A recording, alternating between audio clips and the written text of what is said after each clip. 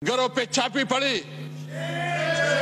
गिरफ्तार किया गया, आधी आधी रात को उठाया जाता था, दबाव में लाया जाता था कि अपनी पार्टी बनाओ, दबाव में लाया जाता था कि तारिक इंसाफ छोड़ो, और दबाव में लाया जाता था कि परवेज खटक को शामिल करो। मैंने उस वक्त ये कहा था कि मैंने जिंदगी सबसे ज्यादा उम्र इमरान खान के साथ गुजारी है।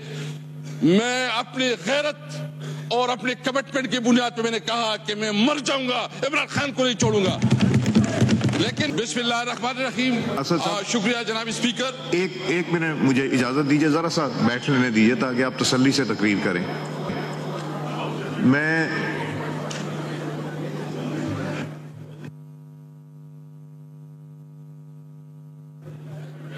ये नहीं, असद साहब बात कर रहे हैं।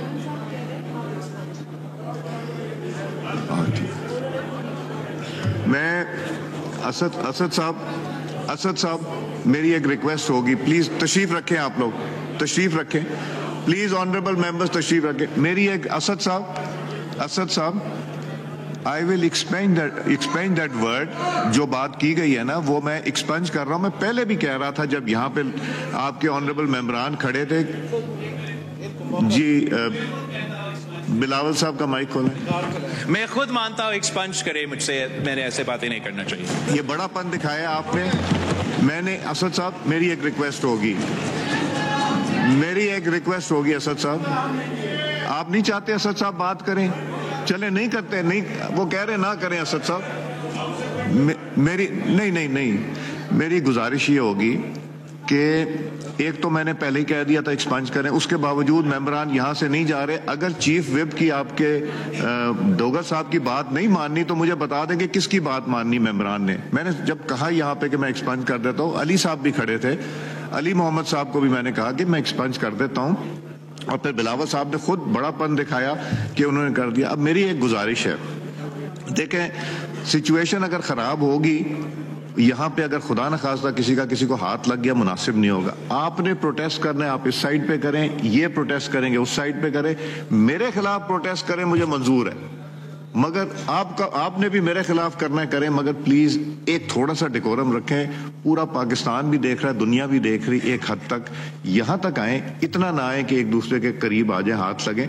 हमने जो आज जो बातें सुनी है ये सब रिकंसिलिएशन की बातें कि इकट्ठे बैठे, तो इसमें तो मुझे उम्मीद है कि आप सबकी यही ख्वाहिश होगी, और आप अपनी तकरीर में भी मुझे यकीन है ये बात करेंगे। तो डोगर साहब, इजाज चक्रानी साहब, डॉक्टर तारिक साहब, ये बैठ के तो ये इंशाल्लाह ये चीजें मेरे साथ बैठ के कोड ऑफ कॉन्डक्ट जरूर डिस्कस कर लें। जी शुक्रिया। असद कैसर साहब।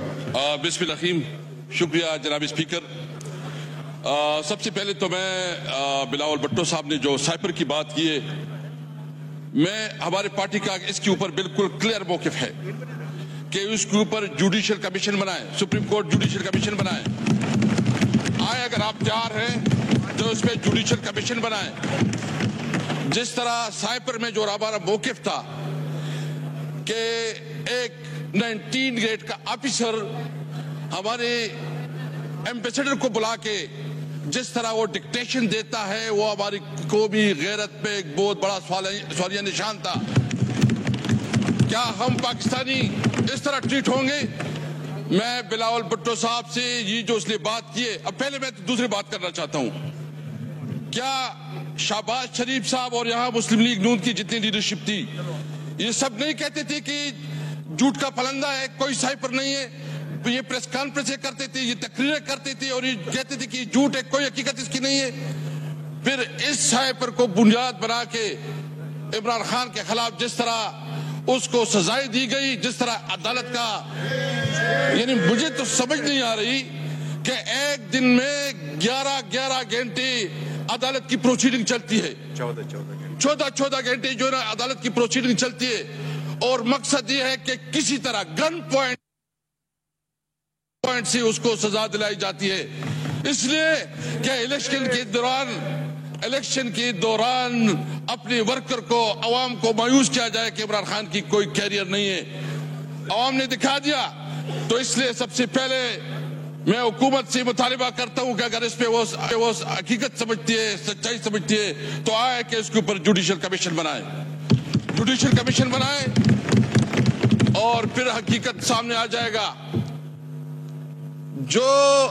जिस तरीके से सबसे पहले मैं मुजम्मत करता हूं जो हमारे प्रेसिडेंशियल कैंडिडेट महमूद जगदई के घर पे छापा पड़ा, जिस तरह ताकि कोई भी अपनी हक की बात ना कर सके, जिस तरह कल जो है ना एक मैसेज दिया गया अगर असेंबली में कोई तकरीर करेगा तो उसका अंजाम ये होगा।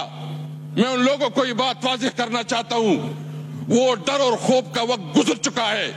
हम तमाम हालात से निकल चुके हैं। हम ना देखें,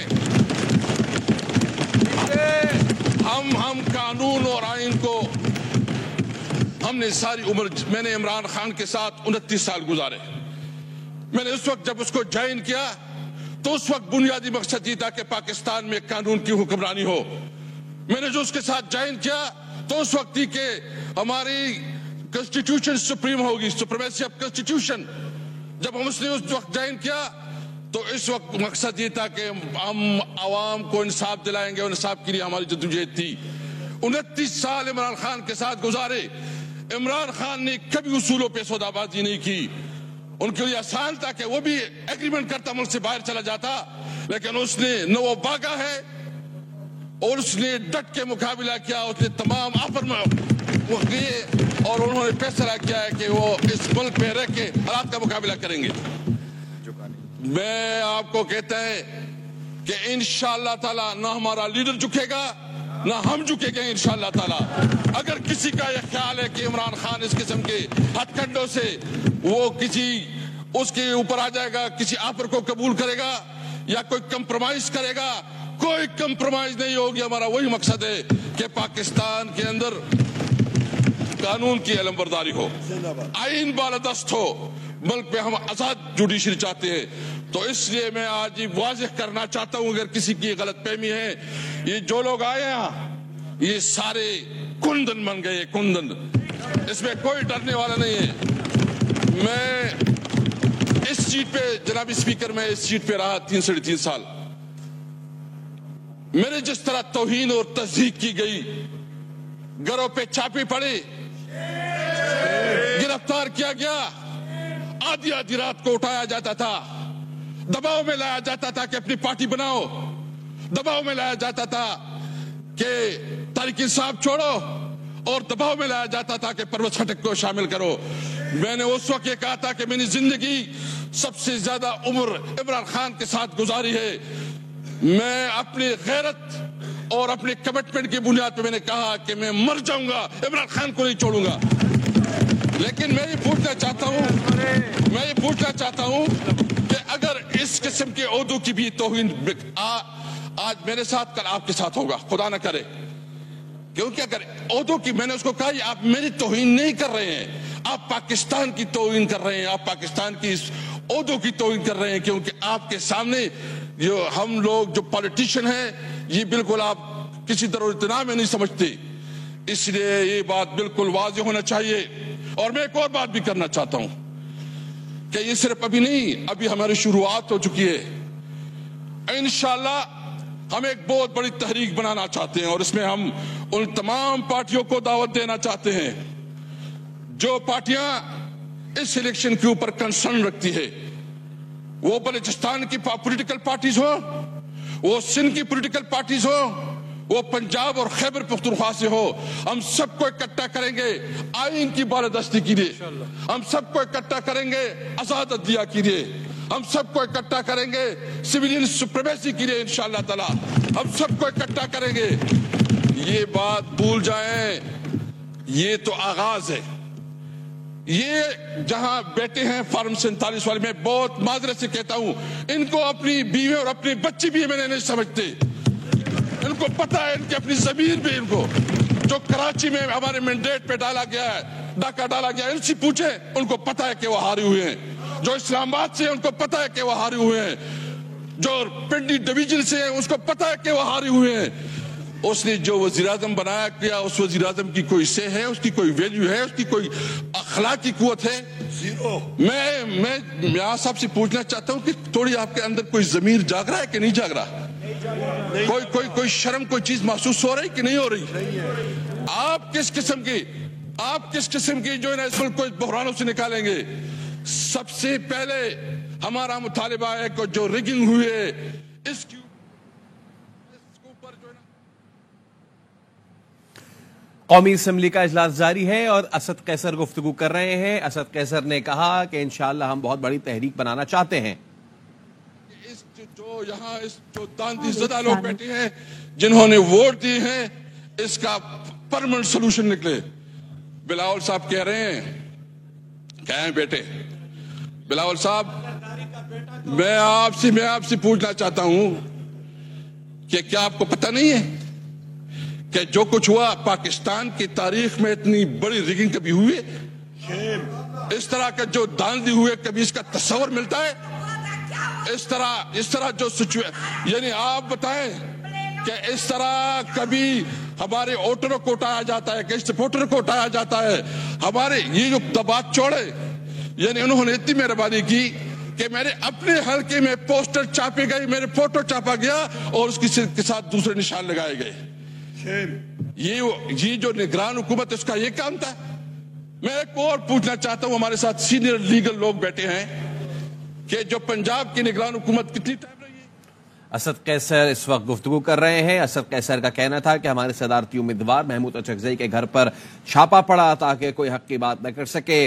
मैं वाज़ेह करना चाहता हूं, खौफ का वक्त गुजार चुका, अब हम तमाम हालात से निकल चुके हैं। मुल्क में कानून की हुक्मरानी के लिए बानी पीटीआई के साथ 29 साल गुजारे। बानी पीटीआई ने कभी उसूलों पर सौदेबाजी नहीं की। असद कैसर का कहना था कि यह पैगाम दिया कि असेंबली में खड़े होकर कोई हक की बात ना करे। बानी पीटीआई के लिए आसान था, वो मुल्क से बाहर चला जाता, उसने फैसला किया मुल्क में रहकर इनका मुकाबला करेगा। असद कैसर ने यह भी कहा कि मैं अपनी गैरत के मुताबिक मर जाऊंगा मगर बानी पीटीआई के साथ रहूंगा। खुदा ना करे मगर आज मेरे साथ हो रहा है, कल आपके साथ होगा। असद कैसर का कहना था कि आप मेरी नहीं बल्कि पाकिस्तान और ओहदों की तौहीन कर रहे हैं। इंशाअल्लाह हम बहुत बड़ी तहरीक बनाना चाहते हैं। इन तमाम सियासी जमातों को दावत देंगे जो इस इलेक्शन पर तहफ़्फ़ुज़ात रखती हैं। हम आइन की बालादस्ती के लिए सबको इकट्ठा करेंगे। फॉर्म 47 वाले जहां बैठे हैं उनके अपने घर वाले भी एमएनए नहीं समझते। असद कैसर का कहना था कि इन लोगों को पता है ये लोग हारे हुए हैं। मियां साहब से पूछना चाहता हूं कि क्या आपका ज़मीर जागा या नहीं? असद कैसर का यह भी कहना था कि सबसे पहले हमारा मुतालबा है धांधली के खिलाफ तहकीकात कराई जाए।